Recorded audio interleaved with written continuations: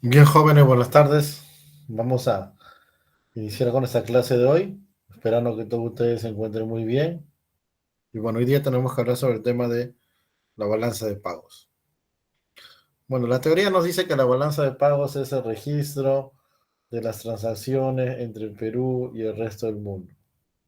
Pero bueno, dichas transacciones se dan en divisas y bueno, concretamente se dan en dólares, ¿no?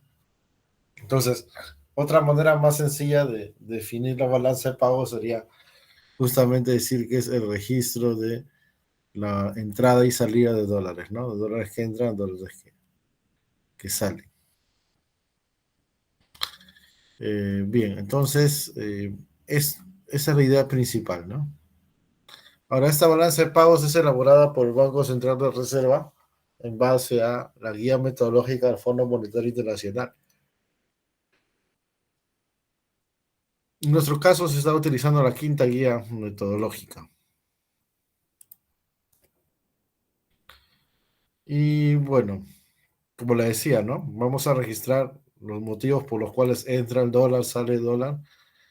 Bueno, hay una serie de transacciones por las cuales esto se da, ¿no? Por ejemplo, la semana pasada hablábamos de las exportaciones en importación. Cuando nosotros exportamos, ¿con qué nos pagan? Con dólar, entra dólar. Y cuando nosotros importamos, ¿con qué pagamos? Con dólar, entonces sale dólar, ¿no? Entonces ahí también entra y sale dólar. Es un ejemplo, ¿no? Pero realmente hay muchas otras razones que vamos a ver el día de hoy.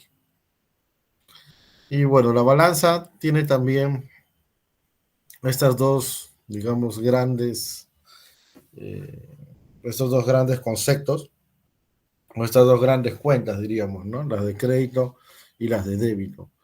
Crédito es todo lo que significa entradas de dólar. Por ejemplo, decíamos la exportación o el turismo receptivo, ¿no? Las inversiones, cuando llegan acá inversiones.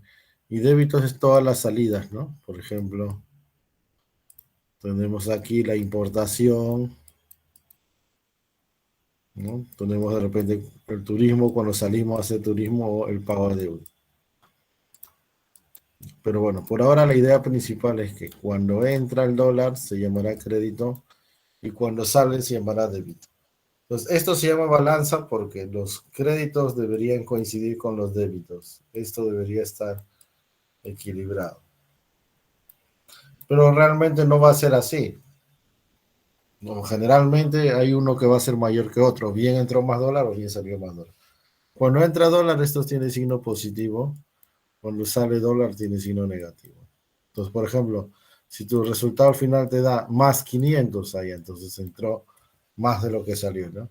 O te sale menos 800, ya salió más de lo que entró. Entonces, la diferencia justamente tendrá que ver con una variación en la balanza de pagos, ¿no? Si no te da igual, pues, ¿no?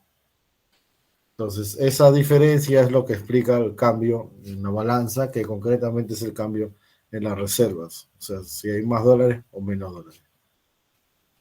Esa es una manera, ¿no? Ahora, la otra cuestión es viendo a través de las cuentas y subcuentas, ¿no? También llamadas balanzas y subbalanzas.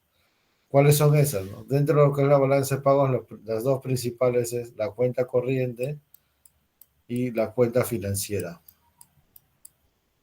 Igual, ¿no? Se entiende que lo que está en cuenta corriente debería coincidir con cuenta financiera. No va a coincidir, entonces la diferencia se va a explicar por ya sea que entró más o que salió más, ¿no? Cuenta corriente y cuenta financiera.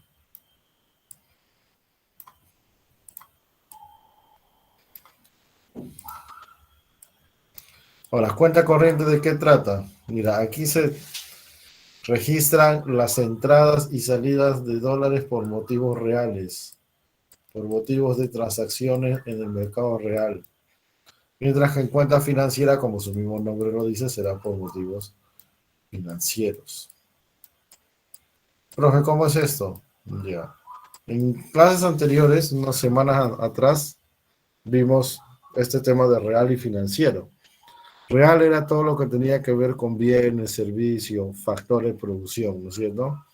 Y financiero lo que tenía que ver con préstamos, bonos, acción. Ya, acá es lo mismo, solamente que ya no se da al interior de un país, de una economía, sino se da entre el Perú y el resto del mundo. Por ejemplo, en cuenta corriente lo primero que tenemos es la balanza comercial, ¿no? En cuenta corriente, que es este de aquí, la balanza uno, tenemos la subbalanza llamada balanza comercial. ¿Qué registra la balanza comercial? La entrada y salida de dólares por exportación e importación de bienes. Que es lo que hemos visto la clase anterior, que hemos recordado ahora al principio también. Eso es fácil, ¿no? Exporto, entra dólar, importo, sale dólar. Ahora, la balanza de servicios, ya. La teoría nos dice que acá son también exportaciones e importaciones de servicios. ¿Sí? Pero, claro, acá hay que tener cuidado con algo, ¿no? Cuando uno habla de bienes, la idea es fácil de entender. Por ejemplo, vamos a exportar 1 tonelada de paltas a China. Ya, entonces agarramos las paltas, las ponemos en un container, que son esos grandes contenedores, los subimos a un barco y los mandamos a China. Ya, porque es un bien, ¿no? Pero si hablamos de un corte de cabello, por ejemplo, es un servicio. Entonces, ¿cómo lo exportarías? ¿Qué haces? ¿Lo subes al peluquero, al estilista, lo metes al container y lo mandas a China? No sé si captas a dónde quiero llegar. Los servicios, por definición, son inmateriales. Entonces, ¿cómo los exportarían? ¿Alguna idea? Ya, ese es el tema, ¿no? Vamos a centrarnos más en la consecuencia de, o sea, por ejemplo, si hablamos del turismo, decíamos un rato el turismo, ¿no? ¿Qué pasa cuando llegan turistas al Perú? El turismo receptivo, entonces entra dólar, que es lo mismo que ocurre en la exportación. Y cuando nosotros salimos a hacer turismo, entonces sale dólar, que es lo mismo que ocurre en la importación. Entonces, exportación de bien, de servicios, ¿qué sería? Por ejemplo, entrada de turistas al Perú, que trae sus dólares. Importación de bienes, de servicios, allá, la salida de dólares, porque nosotros salimos a hacer turismo al mundo. Entonces, el turismo sería un ejemplo. Otro ejemplo son los transportes, los seguros, los reaseguros, las telecomunicaciones, etcétera. Entonces, cuando decimos que el dólar se mueve entre el Perú y el resto del mundo, no significa que necesariamente brindamos el servicio allá. También se puede brindar aquí, pero se le brinda a quién? A un extranjero. Se le brinda a un no residente. ¿Ya? Si te quieres acordar fácil, a un extranjero que viene al Perú. O nosotros vamos allá, pero siempre que sea no residente. Porque si el extranjero ya vive acá, ya, digamos, trabaja aquí o tiene un negocio aquí, paga impuestos aquí, entonces ya no se le considera foráneo, ¿no? Creo que cuando hablamos del PBI expliqué un poco de esto, ¿no? Entonces, tendría que ser para un no residente, ¿no? Igual también. Cuando tú te vas, ya, entonces tú, digamos, pagas afuera por servicios, ¿no? Pero si tú fueras residente extranjera, ya no te contabilizaríamos aquí. Entonces, solamente hay que tener ese cuidado con eso, ¿no? Hacer esa salvedad, diríamos. Ahora, el caso de renta de factores, ya, eso tiene que ver con factor trabajo. Bueno, mejor dicho, tiene que ver con una serie de factores, ¿no? Como podría ser el factor trabajo,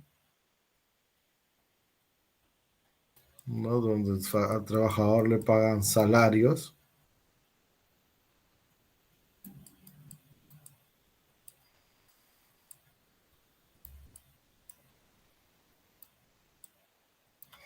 Pero fundamentalmente vamos a hablar de la empresa y del capital. La empresa y el capital.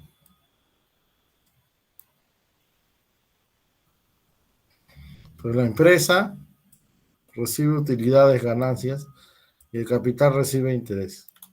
Pero ojo, aquí no nos vamos a centrar solamente en el capital físico, entendido como máquina, equipo, ese tipo de cosas, sino también vamos a incluir el capital financiero, los préstamos, por ejemplo, ¿no? Y así, un banco peruano otorga préstamo, allá va a cobrar intereses, ¿no? Esos intereses van a ser ingresos de dólares. O si más bien un peruano saca préstamo en un banco extranjero, va a pagar intereses, entonces es salida de dólares. ¿Sí capta? Todo esto no te olvides que es entrada y salida de dólares. Igual, decíamos la semana pasada, bueno, no la semana pasada, sino que hace unas cuantas semanas, cuando vimos PBI. ¿No? ¿Te acuerdas que expliqué el pago neto de factores, saldo neto de factores? Ya es casi, la idea es casi la misma de renta de factores. Por ejemplo, una empresa extranjera está en Perú, obtiene ganancia, manda dólares a su casa matriz, sale dólar, ¿no? O una empresa peruana está en el extranjero, llega dólar. Ya, eso va en renta de factores. Ahora, en lo que es en los intereses, tú dirás, no, profe, pero usted mismo no me está diciendo que la parte financiera va en otra cuenta que es cuenta financiera, porque un préstamo es parte financiera, ¿no es cierto? Claro, pero no te olvides algo que te han enseñado, creo que en el curso de aritmética, creo que ven esto, ¿no? Si no, yo te lo explico fácil. Una deuda, una deuda que tú tienes con el banco, por ejemplo, ¿no? Tiene dos partes. Tienes el préstamo original, que se conoce como principal o capital, y tienes los intereses. Por ejemplo, yo pedí prestado al banco, supongamos 100.000. ¿Y cuánto tengo que pagar? 110.000. Digamos una tasa de 10%, ¿no? Entonces, lo que es el préstamo original, las entradas y salidas de dólares por ese asunto, y adelantándonos un poco, ¿no? Por ejemplo, yo le pedí 100.000 dólares a un banco extranjero, me mandaron los 100.000 dólares ya. Esa entrada de dólar va a ir a cuenta financiera. A cuenta financiera. Ahora, cuando pase un tiempo, yo tengo que pagar esos 100.000 más los intereses. Entonces, así como entró 100.000 signo positivo en cuenta financiera, saldrá 100.000 signo negativo. Pero los intereses, solamente la parte de intereses, que sería esta de acá, esto sí se está registrando en renta de factores, cuenta corriente, renta de factores. Porque es el movimiento de la ganancia. Bueno, ganancia para ellos que me han prestado, ¿no? Como ellos me han prestado un banco de afuera, yo pago, entonces partes del principal y partes de mi interés. Ahora, si hubiera sido al revés, si hubiera sido que una empresa peruana o un banco peruano prestaba afuera, entonces a ese banco le pagarán intereses. Cuando entren esos intereses se registrarán en cuenta corriente, renta de factores, y cuando se pague el préstamo original, signo positivo, cuando es entrada, cuenta financiera. ¿Sí? Entonces, en concreto, acá en cuenta corriente va solamente los intereses. Y finalmente tenemos transferencias corrientes. Ya, una transferencia generalmente es una transacción sin contrapartida, sin contraprestación. Ejemplo, las donaciones. Profe, ¿cómo es eso? Ya, mira, en una transacción normalmente siempre hay una contrapartida. Por ejemplo, hablábamos de la exportación. Ya. Yo envío, supongamos, una tonelada de paltas. Y en contrapartida me envían de repente 500.000 dólares. O sea, va a entrar dólar por un motivo, por una contraprestación. No, en este ejemplo, yo mandé palta, entonces entró dinero, entró dólar. En cambio, cuando hablamos de las donaciones, entra dinero contra nada, pues. Por ejemplo, vamos a suponer que hubiera un terremoto en Lima. Ya esperemos que no, ¿no? Pero ya últimamente está que se mueve, ¿no? Entonces hay un terremoto en Lima, se destruye la mitad de la ciudad. ¿Qué hacen los países extranjeros? Nos mandan ayuda, nos mandan productos o a veces nos mandan dinero. Pero todo eso tiene un valor en dólares, ¿no? Entonces, si nos mandan dólares, por ejemplo, nos mandan 1.000.000 de dólares, ya, eso vamos a registrar. ¿Y qué se le da a cambio? Nada, las gracias. ¿Entiendes? Igual, en el otro caso, La parte de las donaciones son las remesas, no dentro de lo que es transferencias corrientes, son las remesas. ¿Qué cosas son las remesas? Bueno, generalmente son por familiares, familiares que envían dinero al Perú, ¿no? De repente tú tienes, supongamos, no sé, de repente tú tienes tu padrino que vive en Estados Unidos, ya. Entonces, ahora que estamos en Navidad, te envía tus 100 dolaritos. Ya, entonces, esos dólares están entrando al Perú. ¿Y tú qué le estás dando a cambio? Nada, pues, la gracia nomás, ¿entiendes? Ahora, también explicábamos al revés, ¿no? Cuando vimos el tema del PBI, también expliqué esto, ¿no? Los amigos venezolanos, por ejemplo. Los amigos venezolanos mandan dólares a su familia que está en Venezuela. Pues ese también es salida de dólar, ¿no? Sale del Perú hacia el mundo. Entonces, eso va en remesas.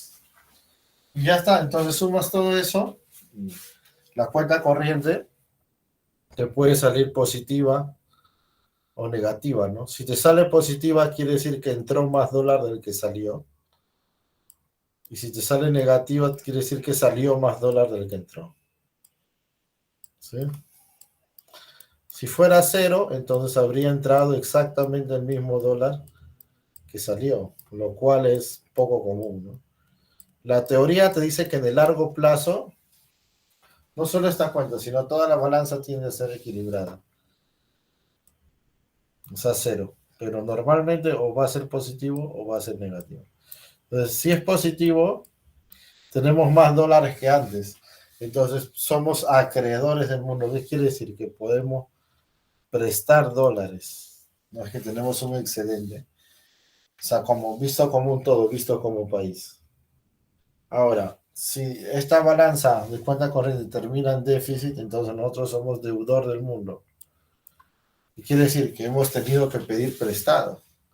Por ejemplo, para que salga negativo, ¿qué quiere decir? Que llegó, supongamos, 100.000 dólares, 100 millones de dólares, bueno, 100 millones de dólares, y salieron 150 millones de dólares. Entonces, ¿cómo puede salir más de lo que entra? Es porque alguien lo está cubriendo, ¿no? Entonces, alguien te prestó, un país, de repente el Fondo Monetario, el Banco Mundial, pero le estás debiendo al mundo. Obviamente, de estas dos cosas es preferible, ¿cuál? La primera, ser acreedor del mundo, ¿no? Esto nos conviene más. Y bueno, luego vamos a ver la cuenta financiera, pero no sé si hasta acá hay alguna consulta o alguna duda. ¿Estamos claros? Bien, entonces todo esto dijimos es por motivos reales. Ahora vamos a ver la parte financiera. Mira, parte financiera dijimos préstamos de dinero y dijimos activos financieros que pueden ser bonos y acciones. Entonces ya en cierto modo los ejemplos los puse hace un momento, ¿no? Vamos aquí, digamos, a resumir. Sí, Perú, ¿no? Cuando digo Perú me refiero obviamente a, este, por ejemplo, empresas peruanas, de repente entidades financieras peruanas, bancos peruanos, ¿no? O de repente personas peruanas, ¿no? Hablo en general del Perú. Incluso el Estado, ¿no? El Estado mismo. Entonces, cuando el Perú presta, bueno, primero, ya, cuando el Perú presta, ¿no?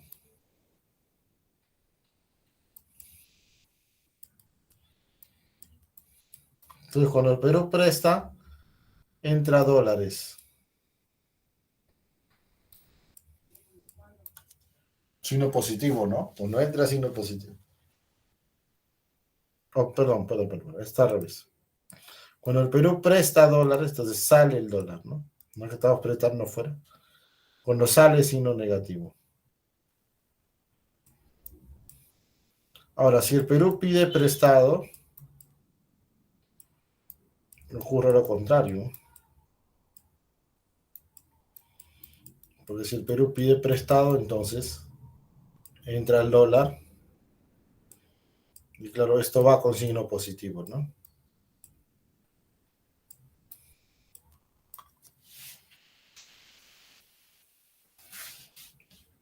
Ahora, cuando se paga el préstamo, o sea, nosotros habíamos prestado, en el primer caso habíamos prestado, ¿no? Entonces, en algún momento nos van a pagar el préstamo. Cuando nos paguen el préstamo, aquí entrará el dólar, ¿no? De repente después de 3 años, ¿no? Y cuando yo pido prestado, en un momento yo pago el préstamo, entonces saldrá el dólar. Ya sabes que los intereses van en la cuenta corriente, renta de factores. Acá estamos hablando del principal, el préstamo original. Entonces, esto explicado para un préstamo, pero esto es perfectamente aplicable también para los activos financieros. Si yo, por ejemplo, compro bonos, bueno, voy a poner activos financieros en general, pero creo que con bonos se va a entender más fácil. Compro activos, ¿no? Compro bonos, por ejemplo. Entonces, cuando yo compro bonos, por ejemplo, los bonos que emitió Microsoft, ya. Entonces, yo pagué por esos bonos, salió dólar. ¿Para qué? Para que al cabo de un tiempo, de repente 3 años, entre el dólar, ¿no? Porque ellos me van a pagar el valor del bono que incluye un interés. O sea, si yo compro, por ejemplo, a 100, ellos me van a dar 110. ¿Se entiende? Por tener yo el bono. Ahora, si pido prestado, pedir prestado es como vender bonos. Bueno, venta de activos en general le he puesto, ¿no? Pero es como vender bonos o acciones. ¿Por qué? Porque si yo vendo bonos es porque necesito plata, ¿no? Entonces, por ejemplo, una empresa peruana, Yanacocha, emite bonos en la bolsa de valores. Le compran sus bonos, entonces entra dólar al Perú. ¿No? Le compran, por ejemplo, un fondo de inversión extranjero. Pero eso es porque el bono en algún momento va a devolver con un interés. Entonces nosotros en su determinado momento pagaremos y saldrán los dólares. ¿Se entiende? Ahora, todas las transacciones financieras se dividen en corto plazo y largo plazo. Si hablamos de largo plazo, esto es más de un año.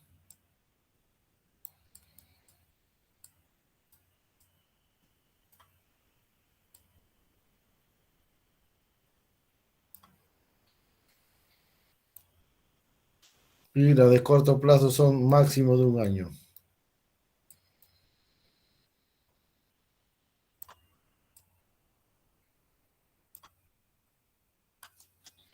Ahora, en lo que es largo plazo, tú vas a encontrar que hay sector privado y sector público. Sector público, lógicamente, es el Estado, ¿no? ¿No? Porque el Estado peruano, por ejemplo, también pide prestado, paga su deuda, también emite bonos, compra bonos. Acciones no emite, pero sí puede comprar, etcétera. Y lo que es corto plazo, esto es lo que se conoce como capital especulativo o capital golondrino. Golondrino.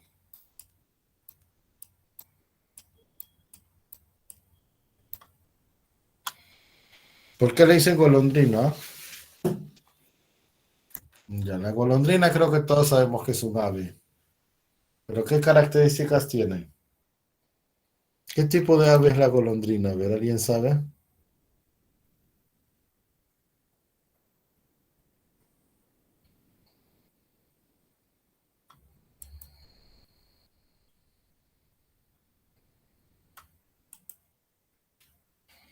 Yo miro, la golondrina es un ave migratoria. Quiere decir que va y viene, va y viene. Es como decía una vieja canción, ¿no? Como viene, se va. El amor es así, decía. Va y viene, como viene, se va. Entonces, encima este es un capital recontra infiel. ¿Por qué? Porque ni siquiera es que viene y se queda un tiempo, sino que esto puede, bueno, ahí dice menos de un año, pero puede ocurrir en días, puede ocurrir en minutos, puede ocurrir en segundos. Por ejemplo, ¿qué pasó ayer en Chile?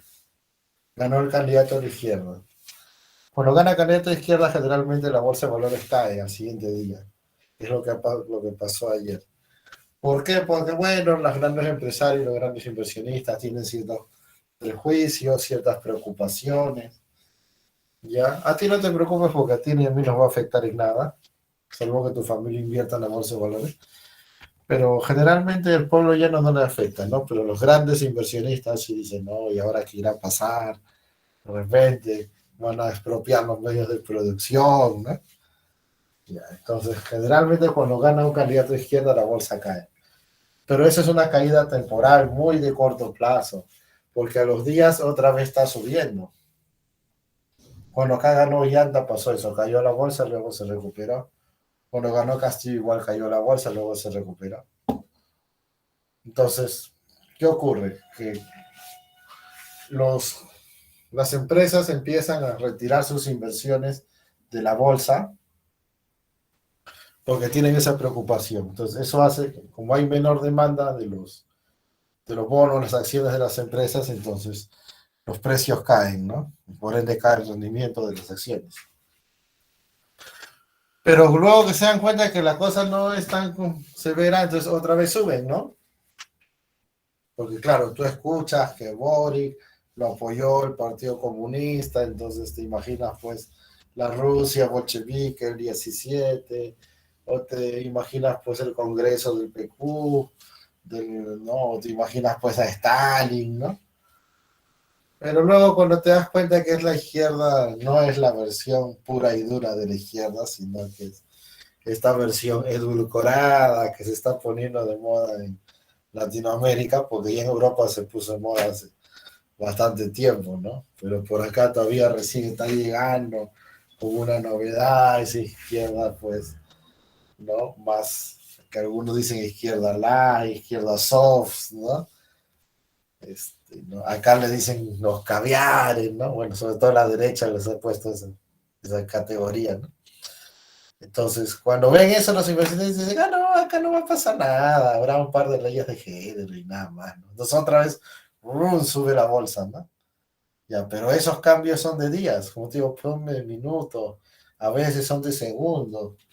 O, por ejemplo, pues digo, puede haber varias razones, ahí sí ya es muy, ese mercado es muy sensible, como dicen, ¿no? No solamente el tema político, sino, por ejemplo, descubren de que una empresa que estaba bien cotizada en la bolsa, en realidad habían estado alterando sus estados financieros durante años. O sea, su información era falsa.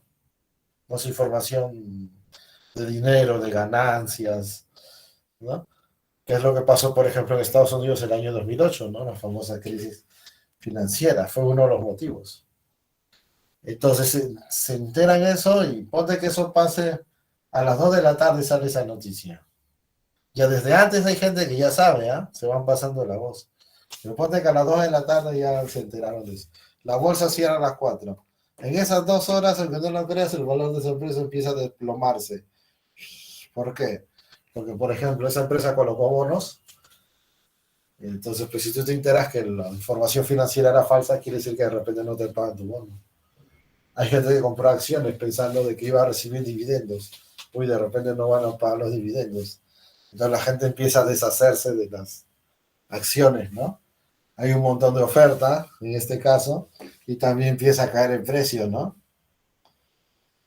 Y cada vez cae más, cae más, cae más, ¿no?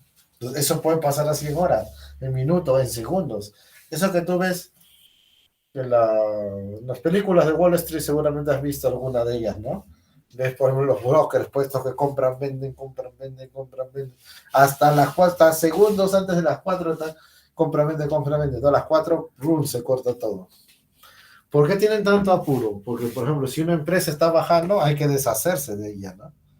Si tú eres el que tiene. ¿Sí? Y si una empresa está subiendo, hay que comprar. Aunque en realidad los grandes inversionistas, ya, pero para eso hay que tener más experiencia y también hay que tener más plata. Los que hacen los grandes inversionistas es, digamos, lo contrario, ¿no? ¿Por qué? Porque cuando las empresas entran en crisis, compras, y cuando reflotas, vendes, ¿no? Pero para eso tienes que saber que va a haber reflote, ¿eh? porque si no hay reflote ya fue, ¿no? Por ejemplo, en el caso este de los países, ahí sí, ¿no? Ahí sí generalmente ya se sabe que entre el gobierno de izquierda baja y los 3 días sube. Ah, entonces compro el lunes y revendo el miércoles, ¿no? Pero en los casos, por ejemplo, que este caso que estoy contando es el típico caso de la empresa Enron en Estados Unidos. Es ahí, ¿no? La empresa cayó. Si tú compraste pensando en revender, ya fuiste, porque cayó tanto que nunca volvió a subir, ¿no? Entonces, bueno, son cositas ya, particularidades que tiene la bolsa. Lo que te quiero dar a entender es que ese capital entra y sale, entra y sale, entra y sale, ¿no? Ahora, claro, supuestamente lo que dicen los entendidos en la materia es que un gobierno, por ejemplo, para atraer más capitales, debería, pues, por ejemplo, dar ciertas condiciones de estabilidad para que no haya tanto, no este tema de entrada y salida de capitales de corto plazo, ¿no? Que lleguen más de los que se van. Sí, pero en realidad una economía no se puede sostener en eso, ¿no? O sea, es importante, es necesario, pero digamos, no podemos confiarnos, como se dicen, que esa va a ser la fuente principal. Pero bueno, de todas maneras se registra. Obviamente cuando llegan las inversiones, los capitales, entra dólar, cuando se va, sale el dólar. Y bueno, esto es dentro de corto plazo, dijimos, ¿no? Y dentro de lo que es largo plazo, tienes inversión extranjera directa y tienes inversión en cartera. La diferencia es que inversión extranjera directa es más del 10% de por ejemplo, ¿no? Un proyecto que se va a hacer, ya, más del 10% es inversión privada, ya, eso se llama inversión extranjera directa, cuando viene la plata de afuera, pues, ¿no? Y será inversión en cartera cuando sea menos del 10%. Pero acá generalmente es inversión extranjera directa, ¿no? Pero bueno, inversión en cartera es menos, pues hasta el 10%, ¿no?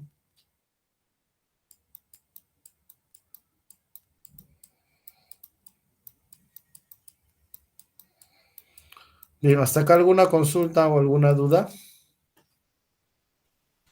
Ya, entonces ya sabes, no cuadras lo real contra lo financiero y deben de coincidir. Profe, no coinciden.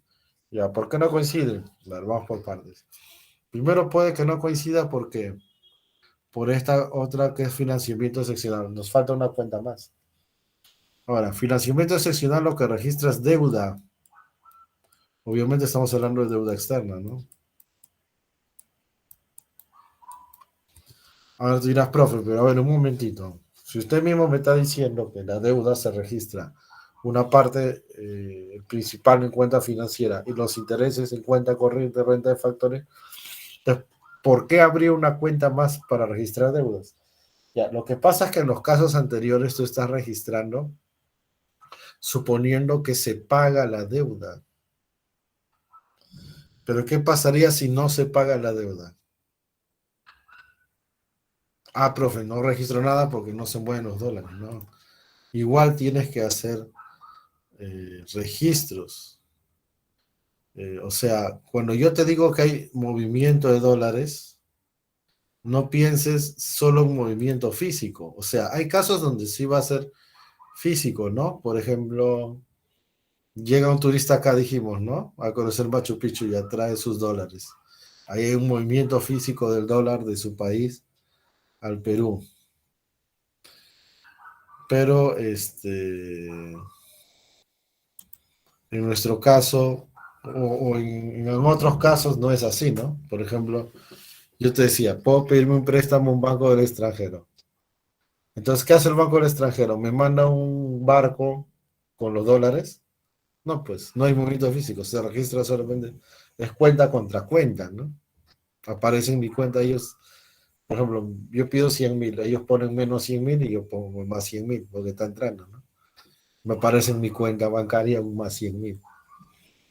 Entonces, en el caso que se perdone la deuda, que no se pague la deuda porque se perdona, también hay registros. Ese perdón de la deuda, por si acaso, se llama condonación de deuda, ¿no? Es al Perú le condonaron la deuda, ya es porque le perdonaron una parte o toda la deuda, ¿no?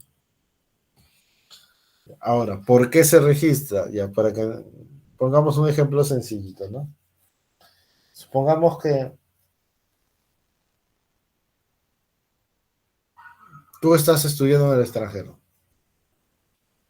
ya estás haciendo tu maestría, tiempo completo, no estás trabajando, solo te dedicas a estudiar, ya estás por terminar, pero no te alcanza la plata.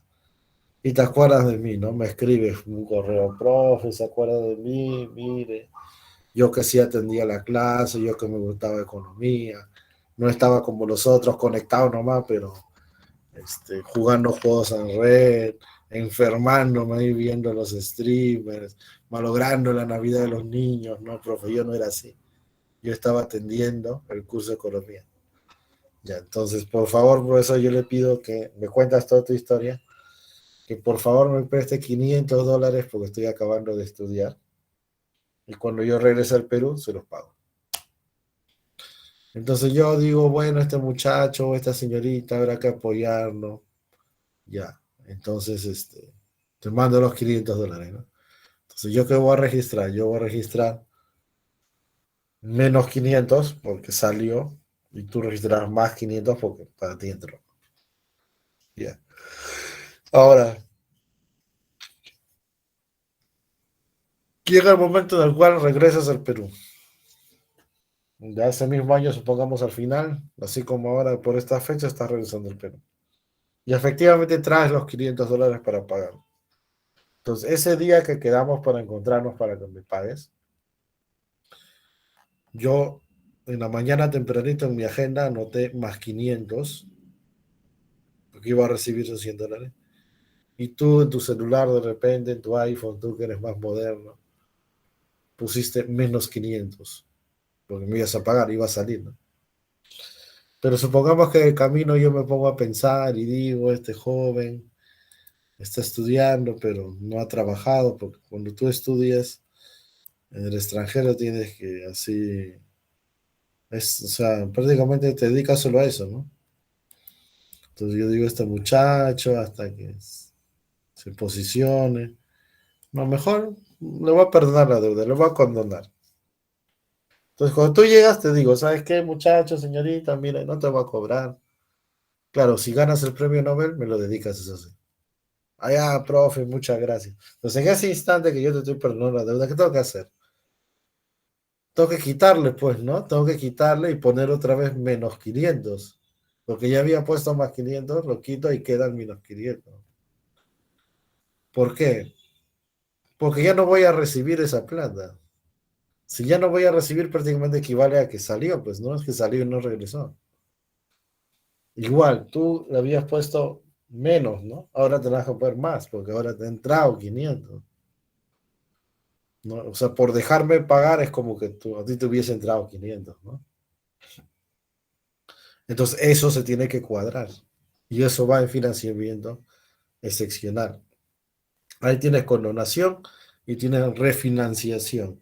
En refinanciación el ejemplo es exactamente el mismo, solamente que ya no dejas de pagar. O sea, ponte en el ejemplo que yo te puse, ¿no? Te digo, ¿sabes qué, muchacho, señorita? No me vas a pagar ahora, me vas a pagar dentro de 5 años.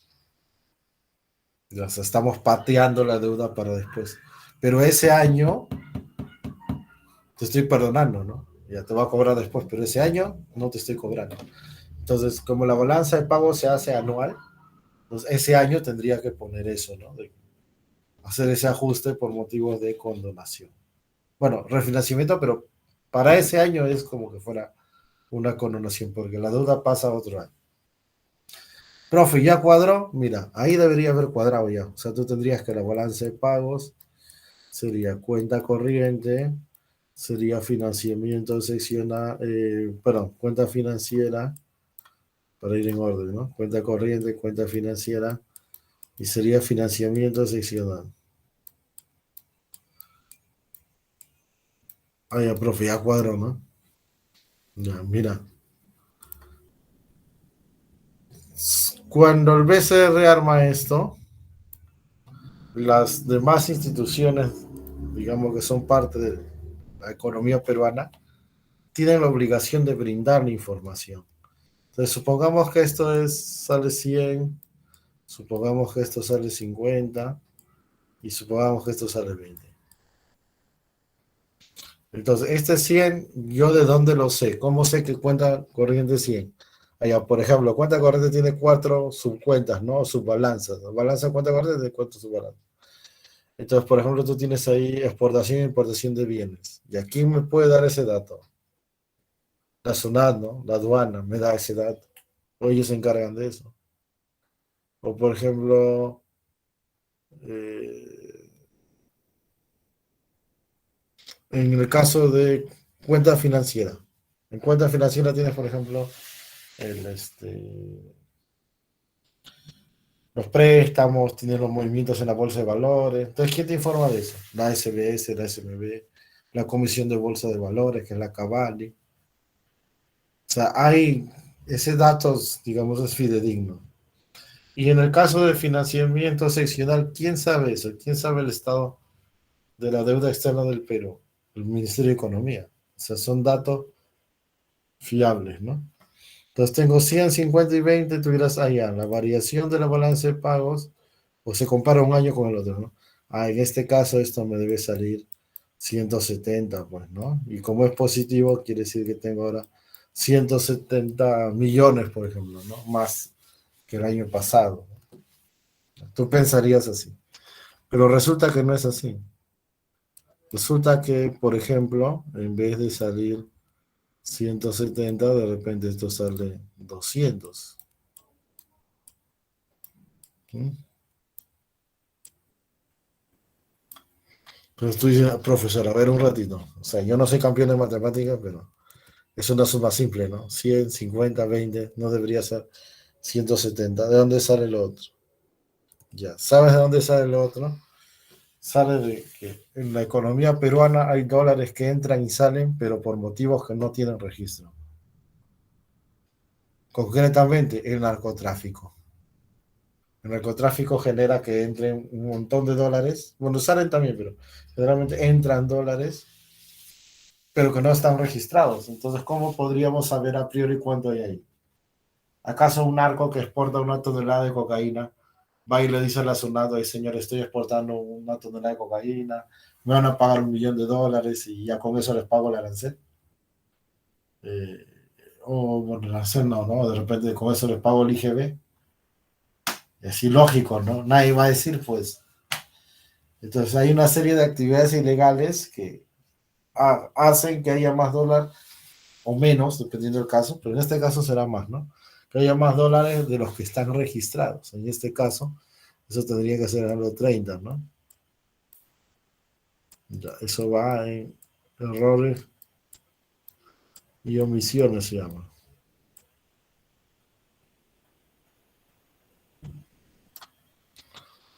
Entonces, por eso nosotros decimos que la cuenta de errores y omisiones se obtiene por diferencia.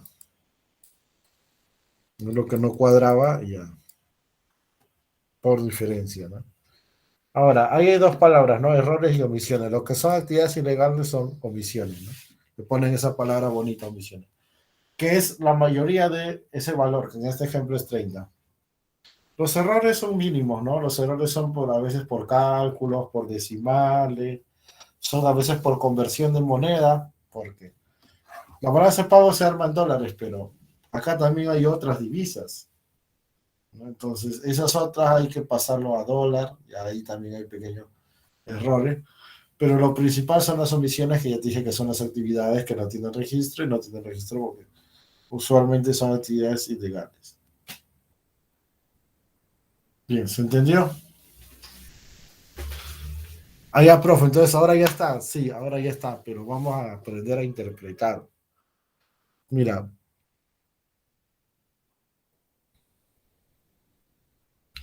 esto que dice flujo de reservas es básicamente el resultado de la balanza de pagos, ¿no? Y esto tiene dos componentes, el efecto evaluación, que es evaluación y monetización del oro, y la variación de la RIN. Ya, este efecto de evaluación es mínimo, ya porque, por ejemplo, se refiere a cómo varía el oro que tiene el BCR en sus reservas. Ya, pero lo principal es, para nosotros está acá.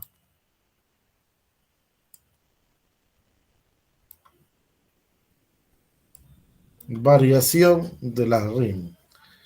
¿Qué cosas son las RIN en primer lugar?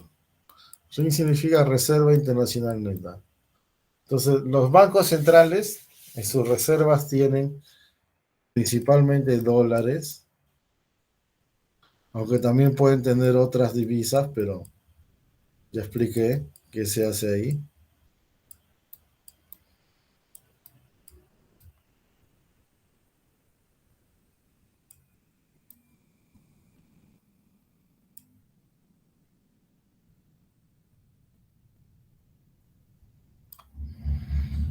Ya, esto es lo principal, pero también acá hay el oro monetario, o sea, los lingotes de oro, las barras de oro.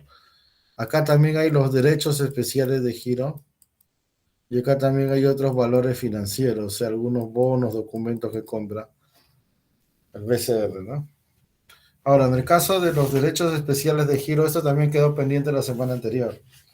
Los derechos especiales de giro son básicamente documentos, o sea, papeles, que sirven para hacer transacciones con el Fondo Monetario Internacional.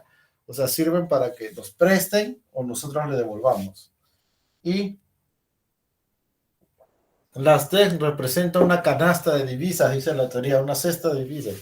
O sea, quiere decir que representa en parte al oro, representa en parte a la plata, perdón, el divisa dijimos, ¿no?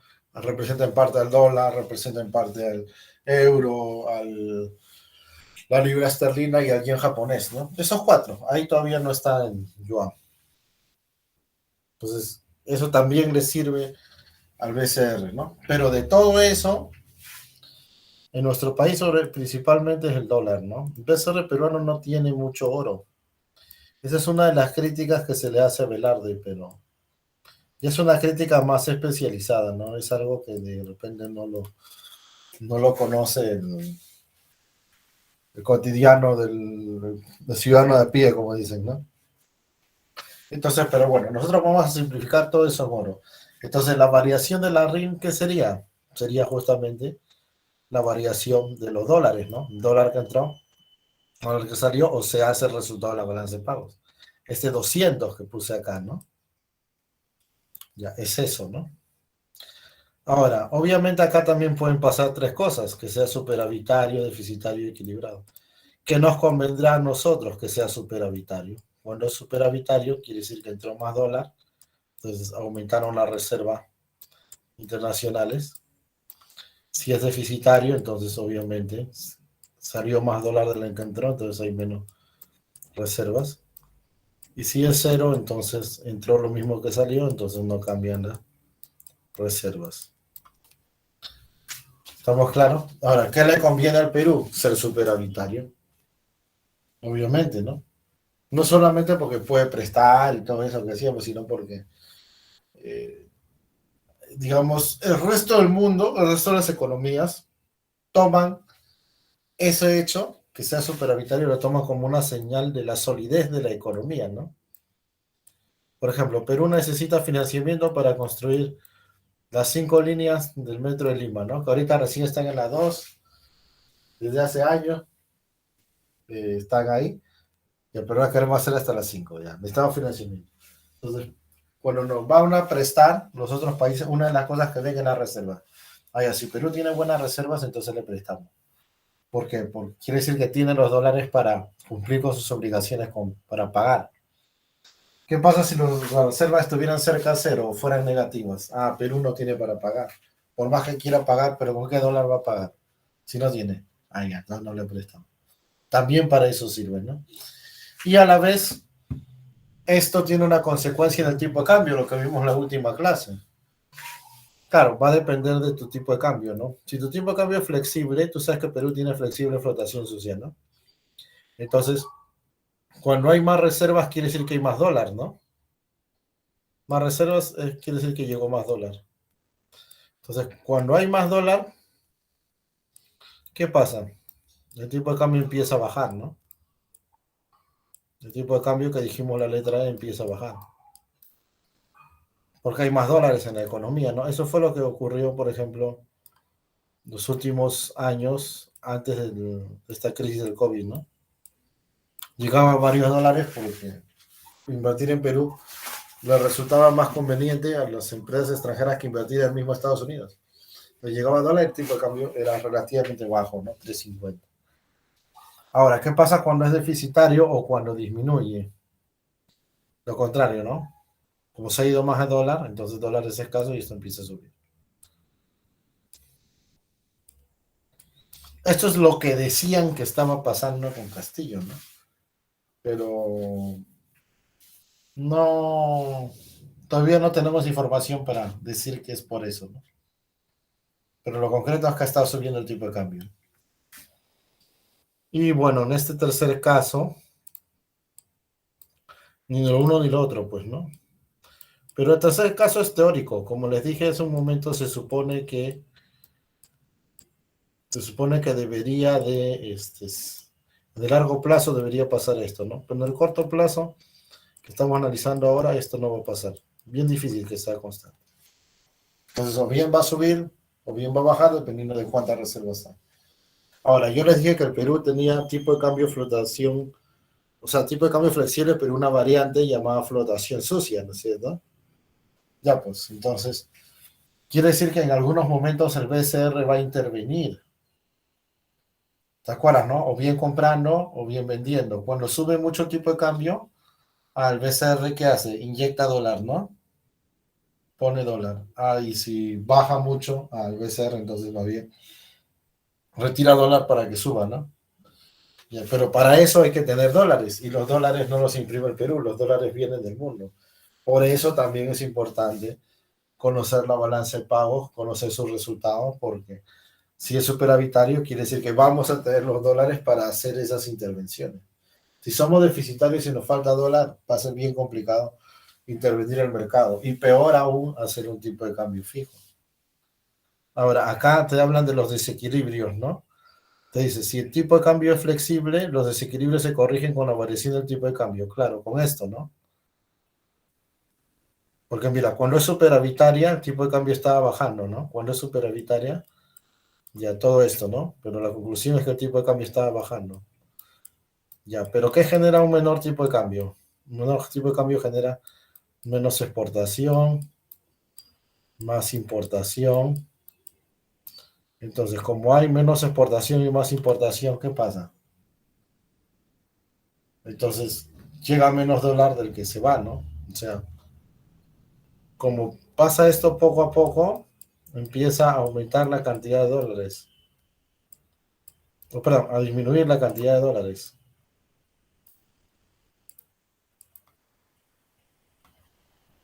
Entonces, como el tipo de cambio baja la exportación, sube la importación, entonces empieza a bajar la cantidad de dólares que tenemos y esto se compensa con la subida, ¿no? ¿No es que acá había una subida, un incremento? Se compensa con la bajada, entonces esto termina siendo cero. Pues la balanza de pagos termina siendo cero. Pero esto es en el largo plazo, ¿no? Por eso te decía de que al final se va a equilibrar, ¿no? Ahora, ¿qué hubiera pasado en el segundo caso? Ya en el segundo caso, si esto es menor a cero, entonces igual, ¿no? El tipo de cambio estaba subiendo. Si sube el tipo de cambio, entonces aumenta la exportación, disminuye la importación, entonces llega más dólar del que se va. No es que se exporta más. Y lo mismo, se compensa con esta caída y termina otra vez equilibrándose. De ahí creo que entiendes mejor, ¿no? Porque decimos que la balanza de largo plazo se equilibra. Ahora, cuando es tipo de cambio fijo, simplemente lo que haces es corregir los desequilibrios con intervenciones cambiarias que ya se explicaron en la clase anterior, ¿no? Inyectando dólar o retirando dólar, que lo he explicado también hace un momento. Bien, ¿alguna consulta o duda? Ya. Entonces, si no hay dudas, la yapa, antes de irnos. Mira, en este ejemplo yo te puse todo positivo, ¿no? Entonces, si 100 positivo, 50 positivo, 20 positivo y por diferencia 30 positivo. Resultado 200 positivo. Entonces, hasta ahí pareciera un buen resultado, ¿no? Pero siempre vas a tener cuidado con esto.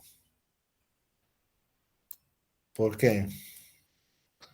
Porque mira, cuando la cuenta corriente te sale positiva, ¿qué significa? Ah, ya que las transacciones en el sector real de entrada de dólares han sido mayores a las de salida. Por ejemplo, yo he exportado más de lo que he importado, bacán. Pero cuenta financiera, ¿qué es? Es préstamos, bonos y acciones. Concretamente, cuenta financiera para que te salga positivo es porque te estás endeudando. Entonces, acá sí el positivo es engañoso. Esto es mejor que sea negativo o que sea positivo, pero un valor bajo. Ya, eso ya te estoy enseñando a ver más allá de lo evidente. ¿Ah?